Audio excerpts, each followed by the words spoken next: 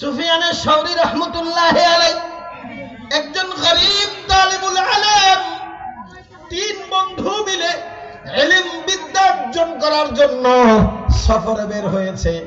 অর্থ সম্পদ নাই, কিন্তু কলিজার মধ্যে এক জোয়ার আছে, জোশ আছে, এক জোশ আছে কলিজার মধ্যে। কি জোশ?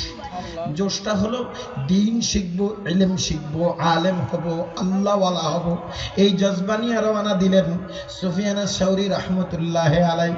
অনেক দূর একজন আলেমে হাক্কানি রব্বানির কাছে যায় বললেন, হুজুর আমরা ইলম শিক্ষা করার জন্য এসেছি। বলে, বাবা আমি ইলম শিখাইতে পারবো, ইলম শিখাইতে পারবো, কিন্তু শোনো আমি ইলম শিখাইতে পারবো, কিন্তু খাওয়া দাওয়ার ব্যবস্থা নাই, থাকা দেওয়ারও ব্যবস্থা নাই। তিন বন্ধু পরামর্শ করলেন, সমস্যা নাই হুজুর, থাকা খাওয়ার ব্যবস্থা আমরা করে নেব, তারপরেও আমাদেরকে আপনার ছাত্র হওয়ার সুযোগটা দিয়ে দেন। বলে, ঠিক আছে তোমরা আইসো, কালকে থেকে তোমাদেরকে